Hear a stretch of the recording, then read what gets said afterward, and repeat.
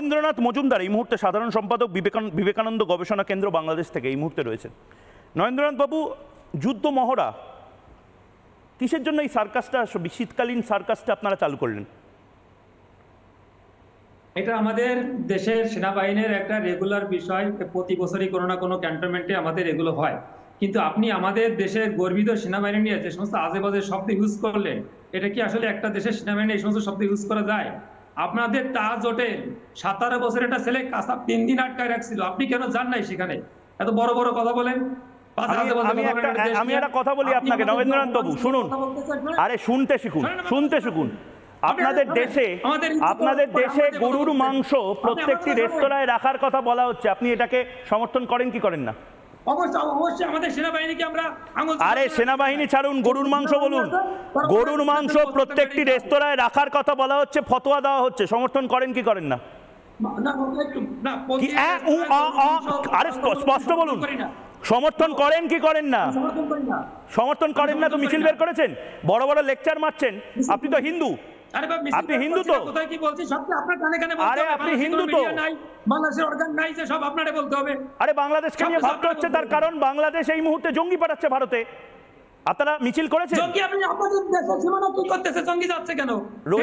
রোহিঙ্গাদেরকে কারা জামাই আদর দিচ্ছে?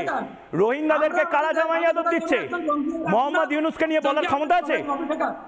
আপনি নিজেরা কন্ট্রোল করতে পারেন না। আরে শুনুন জসিমউদ্দিন রহমানিকে, আরে শুনে নিন জসিমউদ্দিন রহমানিকে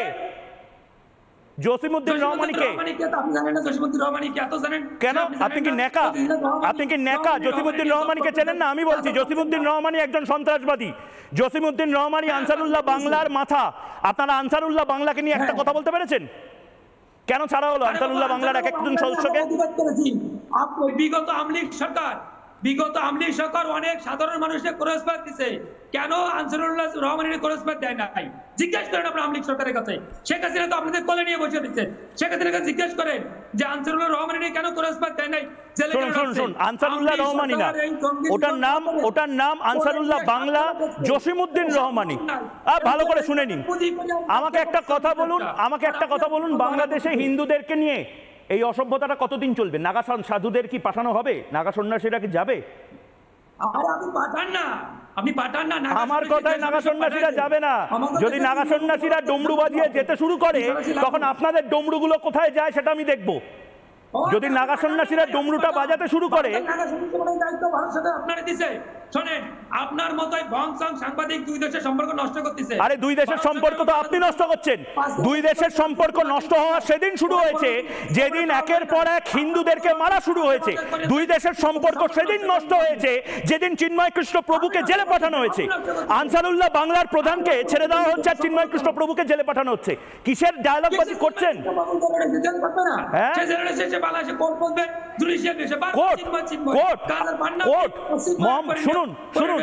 শুনুন, একটা ব্রেকিং নিউজ আছে।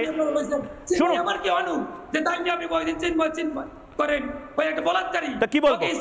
আনসারুল্লাহ করবো? কি বলবো? আনসারুল্লাহ করবো? আরে কি বলবো? আনসারুল্লাহ করবো? কি বলবো? আনসারুল্লাহ করবো? কবে? আপনি আমাকে শুনুন, আপনারা ভেবেছিলেন আমি এক সপ্তাহ ছুটিতে ছিলাম বলে আপনারা ভেবেছিলেন যে ময়ূক বোধহয় আবার আর আসবে না। ময়ূক এসেছে এবং ময়ূক আপনাদের টাইট দেবে। নতুন বছরে প্রমিস করুন, নতুন বাংলাদেশকে ভালো বাংলাদেশ বানাতে পারবেন। নতুন বাংলাদেশকে সভ্য ভদ্র বাংলাদেশ বানাতে পারবেন? পারবেন কি পারবেন না? আরে ডায়লগ বাজি পরে হবে। আগে বলুন হিন্দুরা ওখানে ভালো থাকবে কি থাকবে না? হিন্দুরা 47 থেকে আমার কাছে তথ্য আছে, 47 থেকে ভালো আছে, আর হিন্দুদের পপুলেশন ক্রমশ কমে যাচ্ছে। আরে মধ্যস্বত্বভোগী হওয়ারও একটা লিমিট আছে। মধ্যস্বত্বভোগী মানে বোঝেন তো? ভদ্রভাবে বললাম। ওই জায়গাতেই আজকের জবাব চাই বাংলার বিতর্ক এখানেই শেষ করলাম। আবার আপনার সাথে কালকে দেখা হবে।